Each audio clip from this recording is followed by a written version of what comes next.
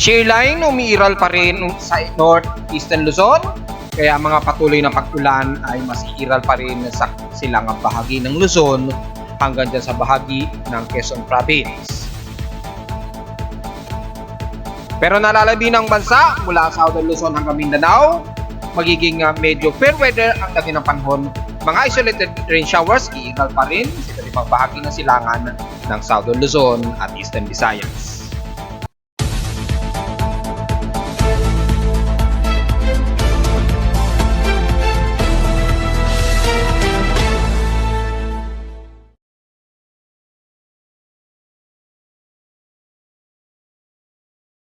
Hello, good morning mga folks. Welcome po muli sa ating Daily Weather Bulletin at Analysis para sa araw ng Linggo, November 26, 2023. Ang oras natin boys from umaga, alas 10:10 na ng umaga. Medyo magiging fair weather tayo pero mas iiral ang medyo partly cloudy to mostly cloudy o gloomy na lagay ng panahon sa halos sa buong Northern Luzon kabilang ng NCR at Southern Luzon dahil nga po sa umiiral pa rin na easterlies na medyo nag-i-slanting dito sa pagitan na ito ng northeastern Luzon. Ayan, yung pagitan na yan.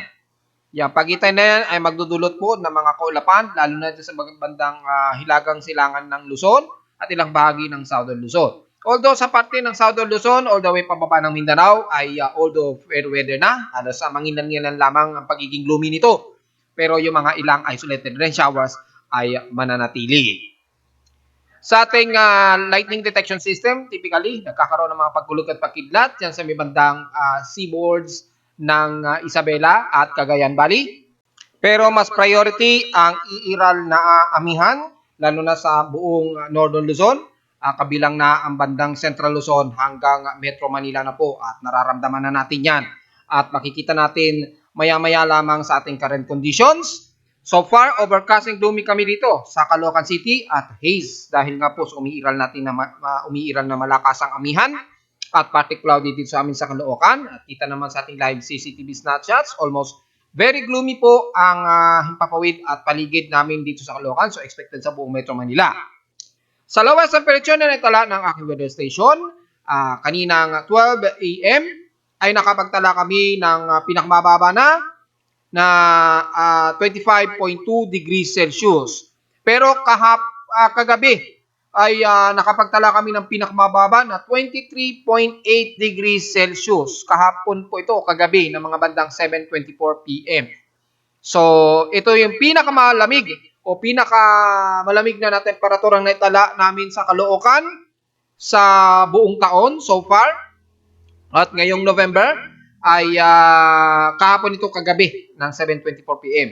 Pero in past 12 hours mula kaninang hating gabi ay nakapagtala kami ng lowest of 25.2 degrees Celsius. So hindi natin may tuturing yan.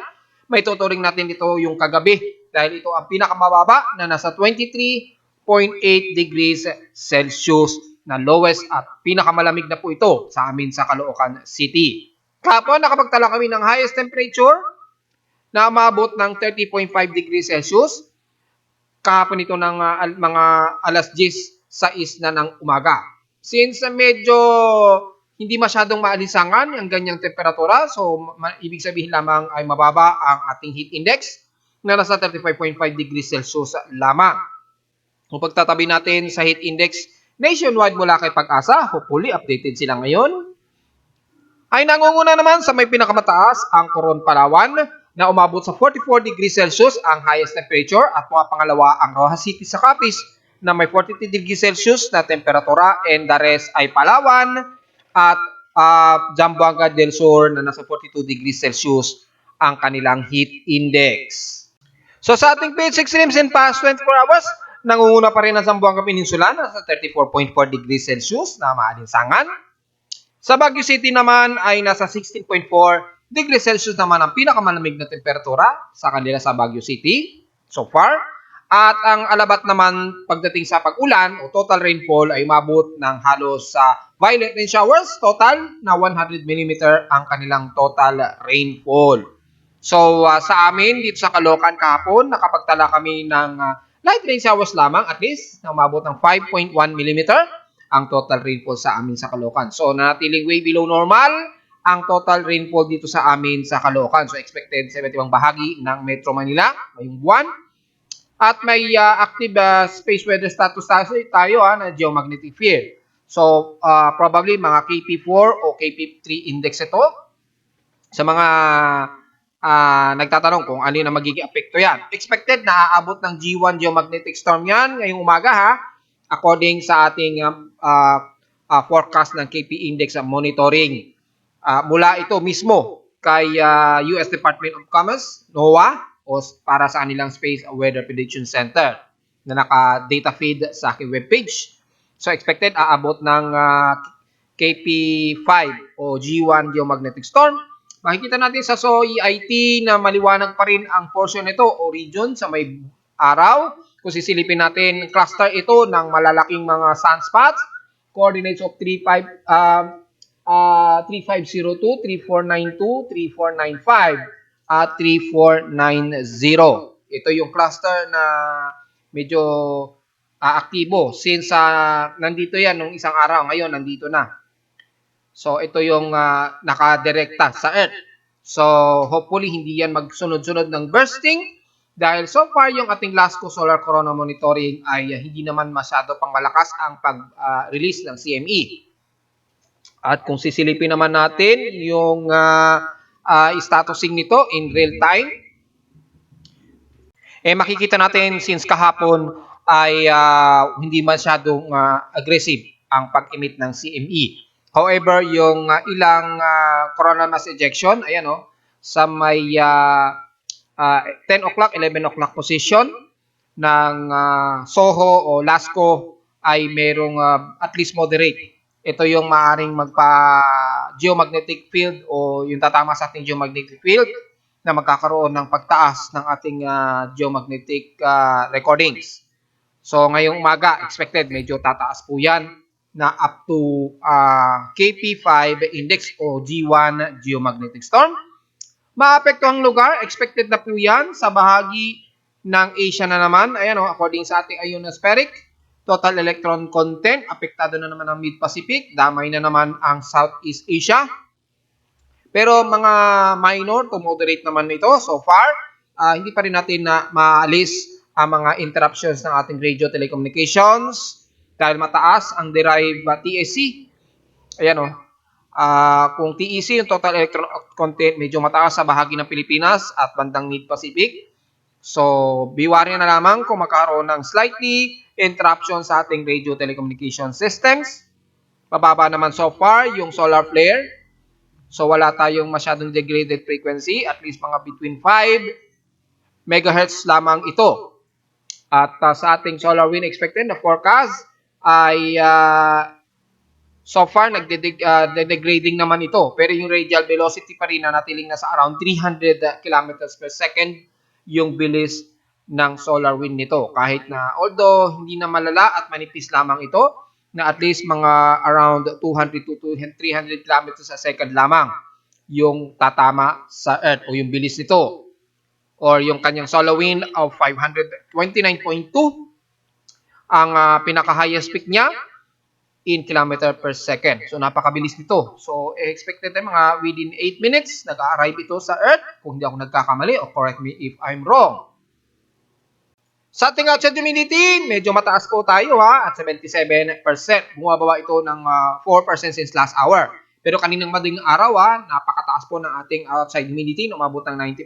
Dahil nga po sa very saturated ang paligid natin at napakalamig ng temperatura natin kagabi. At ang ating atmospheric pressure natin mataas ito at 1,012 hectopascals. Steady ito since last hour. Sa tide and low tide status, almost stationary pa rin na may 3 hours and 2 minutes para mag-low tide. So, bilis-bilisan na po dahil unti-unti na naman bumababa ang level dyan sa may Manila Bay, sa Pampang. At sa loob ng 2 oras, siguro unti-unti, layo-layo na lang muna sa mga maliliit nating mangingisda, just in case mga folks. Sa ating almanak, sumikat ang haring araw kaninang 6:02 AM at inasang lulubog ito mamayang 5:24 PM. At ang ating almost full moon na po at 98% illuminated na waxing gibbous. Sisikat ito mamayang hapon 4:22 PM at inasa naman nating lulubog ito kinabukasan na ng madaling araw at 5:34 AM. Sa kasamaang palad nga po, kagabi ay hindi natin nasilayan ng maganda ang conjunction ng Moon at Jupiter dahil nga po sa very cloudy sa amin sa Caloocan, wala tayong pagkakataon na masilayan ito at makunan ng maganda. Hopefully sa mga lugar ninyo, lalo na sa mga taga Visayas at Mindanao, hopefully nakunan ninyo ng maganda at na-post sa inyong mga social media accounts. At sa ating local weather outlook para ngayong linggo, hanggang bukas sa 7 na Lunes, magiging partly cloudy to mostly cloudy ang ating maghapon. Meron daw tayong expected na mga light rain showers ngayong umaga. Pero mababa ito. Pero yung forecast naman ito ay nasa 100% chance daw na uulanin. Typically, mga light rain showers ito, typically hanggang drizzle rains. Epekto lamang yan ng hamog o saturation mula sa ating amihan na sumasalubong sa easterlies. Bukas, magiging partly cloudy din maghapon at mababa naman daw ang chance na pag-ulan daw at 5 to 10% lamang. Bukas yan ang Lunes. So, ngayong araw, medyo mas saturated ang ating himpapawid at asahan ng mga drizzle o parang wisik na pag-ulan dito sa atin sa Metro Manila. Into the 2 days, highest and lowest temperature forecast expected. Maglalaro in 30 to 32 degrees Celsius. And lowest expected temperature ay nasa 24 degrees Celsius. O diretso agad tayo sa ating ginagamit na high definition satellite imagery para sa lagay ng mga uulanin kung sakali.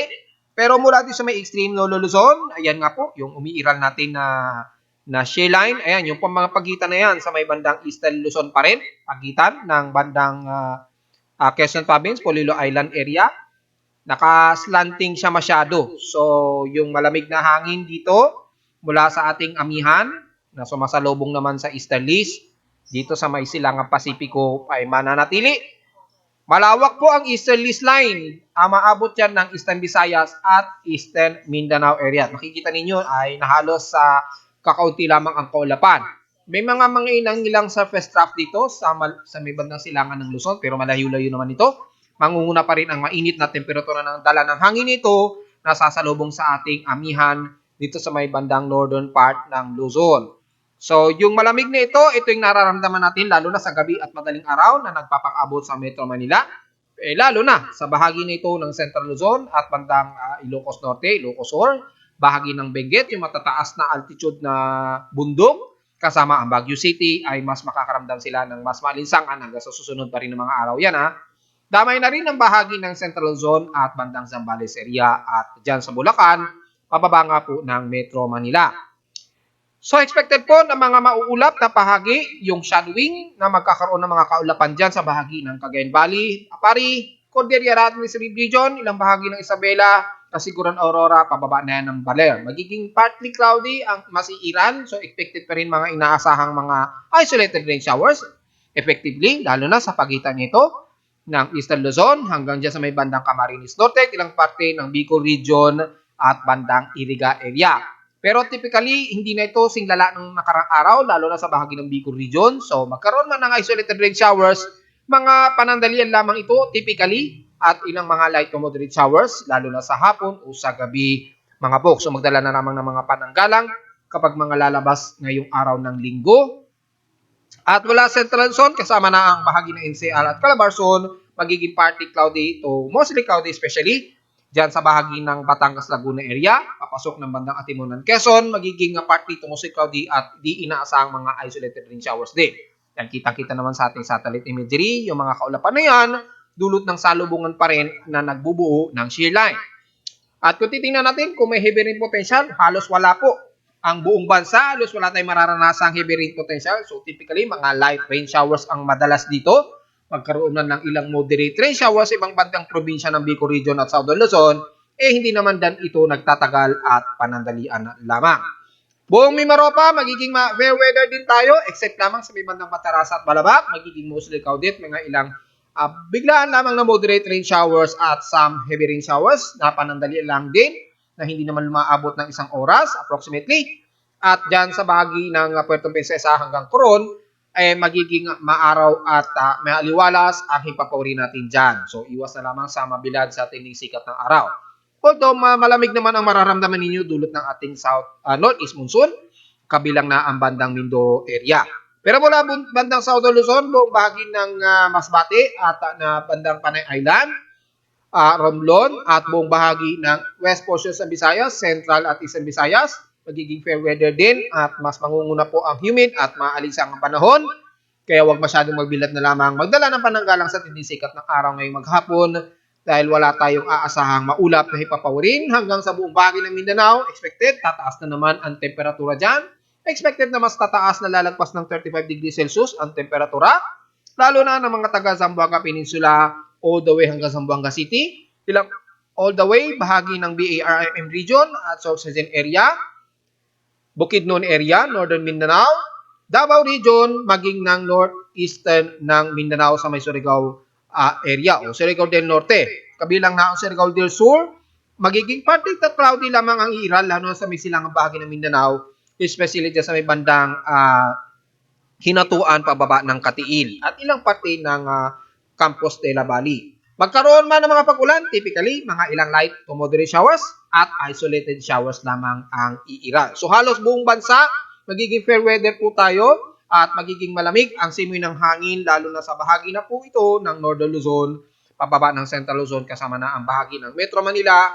Siyempre, mas lalamig ang bahagi ng Tagaytay at dyan sa may bandang Batangas area dahil medyo fair weather po tayo at mangunguna po ang malamig na simoy ng hangin dulot ng ating amihan at wala naman tayong iiral ng mga pag-ulan-ulan, puro isolated ng mga light rain showers ang mas madalas. So maging sa ating Himawari 8 na ating ginagamit ay wala po tayong makikita at paaliwalas po ang ating panahon. Very fair weather pero expected din ang very gloomy lalo na sa Metro Manila at northern part ng Luzon. At wala naman tayong namamataan na anumang tropical wave pa rin hanggang ngayong araw ay silipin agad natin ang Tropical Cyclone Pacific Basin natin kung mayroong namamataan. So far negative pa rin po tayo except naman kay 99W nasa pagitan na po ng Vietnam at bandang dyan sa may bandang Malaysia Peninsula. Malayo na yun sa bansa, hindi na masyado threatened. At maging sa ating mga computer models o spectral models ay wala tayong masyadong namamataan kundi ang iiral lamang na Sheline at ang iniiral na Easterlies na sumasalubong naman sa ating amihan na magdudulot ng mga ilang kalat-kalat na pag-ulan all the way hanggang nitong katapusan na po ng buwan ng November. So until November 30 na po ito, expected magiging ganito lamang ang magiging lagay ng ating panahon. So wala tayong masyadong magiging content kung ano man ang magkakaroon ng mga tropical wave. Hanggang katapusan na po yan, expected. Wala tayong aasahang sama ng panahon hanggang matapos ang month of November. So wala tayong magiging comment din sa mga computer models mula GFS, SMWF, NAVGEM man yan, ICON o GAM. Dahil maaliwalas naman ang mga forecast na ito ng mga computer models. So wala. Typically, mga trough lamang ng mga kulapan at sheline na magkakaroon ng mga ilang pag-ulan-ulan sa bahagi ng silangan ng bansa, especially sa may bandang Bicol region at Eastern Visayas region. And the rest, wala naman tayong magiging komento sa anumang pamumuo ng sama ng panahon. However, mataas pa rin ang expected natin pag-alon at gale warning, lalo na sa seaboards ng Northern Luzon. Mapa-west man yan o mapa-eastern Northern Luzon, magiging mataas po ang pag-alon na aabot ng 2.5 meters. So sa mga malilit natin sasakyang pandagat, ay medyo restrain muna po, lumayag dyan dahil medyo delikado po. At sa buong bahagi ng seaboards na silangan ng bansa hanggang Eastern Visayas at Eastern Mindanao area. Dito mataas hanggang 1.25 meters pa rin ang alon dyan. So medyo bad news yan sa ating maliliit na mangingisda. Maganda ay yung ating safety muna ang ating iintindihin dahil mahirap na kung may kakainin naman kung marami namang madidisgrasya dulot po ng gale forces nito at matataas na pag-alon. Typically sa loob ng 24 oras manatiling ganito kataas ang alon dahil nga po sa umiiral na easterlies plus combination pa ng ating jet stream ng ating northeast monsoon. Lagay ng ating dam, wala tayong magiging komento mula Angat, Ipo Dam at Lamesa Dam. Tanga lamang ang level ng ating water reserve. So wala tayong magiging comment dyan. Hindi naman nagiging critical. Nanatili lamang na medyo critical pa rin o medyo nang alanganin pa rin ang Pantabangan Dam at ilang parte dyan sa bahagi ng San Roque. Pero yung Magat Dam, medyo unti-unting nakaka-recover ng kaunti kahit papaano. Dahil nasa 184.20 meters ito. Over sa 193 meters ang ating normal high level na kailangan o yung tamang level ng tubig. So far, yung San Roque, medyo alanganin na nasa 263.13 meters over sa 280 meters na normal high water deviation na kailangan. So, yung mga taga San Roque, medyo tipid-tipid na lamang muna sa paggamit ng ating water reserves. Pero the rest naman, mula sa bahagi ng Binga Dam, ang Buklaw, Lamesa, Ipo at Angat Dam, wala tayong magiging komento. Tama lamang ang level ng ating water system o water reserve. Yung reservoir water level naman niya ay hindi naman malakihan ang nababawas. So, despite na yung konsumo, lalo na sa Ipo Dam, ay nasa 35.35 meters, Angat Dam, 0.8 meters, kaya pa naman dahil mataas pa naman yung water reserves nito na hindi naman nagki-critical yung level ng water reserves. Pero sa ating general flood advisory and warnings, according naman sa data Philippe Pagkasa, nananatili daw na sa red flood warning na potential na babahain daw ang bahagi ng Laguna, Quezon City. So, pasok, bahagi ng Pasig o bahagi ng Metro Manila, medyo pasok daw na nakataas sa red flood warning. Buong Quezon Province, mula dyan sa bahagi ng General Nakanapo, kasama ng Polillo Island, Lucena, pababa na yan ng Gumapa, Lopez at Calawag. At sa bandang Mindoro naman, ang buong Oriental at Occidental Mindoro daw na naka-potential na tataasin daw ng pagbaha. Just in case na umulan dyan ay at maging wari na lamang po sa mga nakata-indicate na yan sa ating mapa na nasa red flood warning daw. The rest naman ng Quezon Province, sa may bandang Baler, Aurora hanggang Kasiguran daw, naka-moderate daw na tsansa ng babahain. So, biwari na lamang kung sakaling magkaroon kayo ng mga heavy rain showers. Pero sa ating monitoring naman kasi ay halos fair weather po tayo. Magkaroon man typically mga light to moderate showers. So, biwari na lamang kung biglang lumakas po ang buhos ng ulan sa inyo na hindi nasagap ng ating microwave satellite imagery. Minsan hindi naman 100% perfect ang mga satellite captions.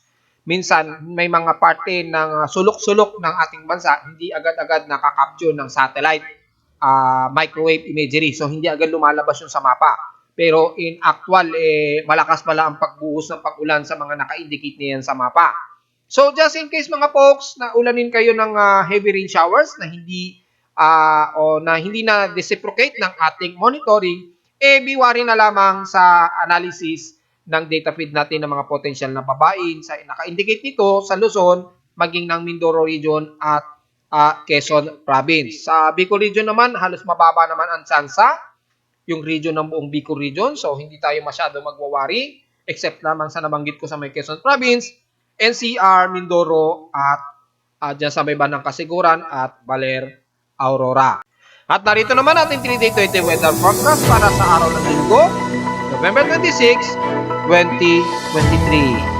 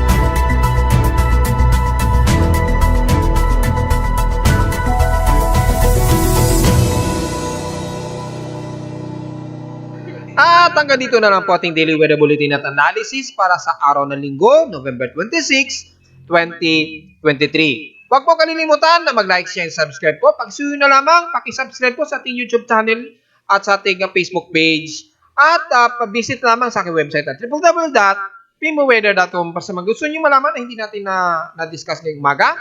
Typically, yung mga pag-ulan-ulan at typically mga gloomy. At makikita naman natin sa update dito na nagkakaroon tayo ng mga gloomy rain showers at gloomy na himpapawarin at haze. So, commonly, mararanasan natin yan maghapon. At sa real time, dito sa amin sa Caloocan, magagamit naman ninyo yung monitoring mula sa aking weather station mismo at sa mga data feeds mula sa iba't ibang weather agencies. Maraming salamat po mga folks at magandang araw po sa ating lahat.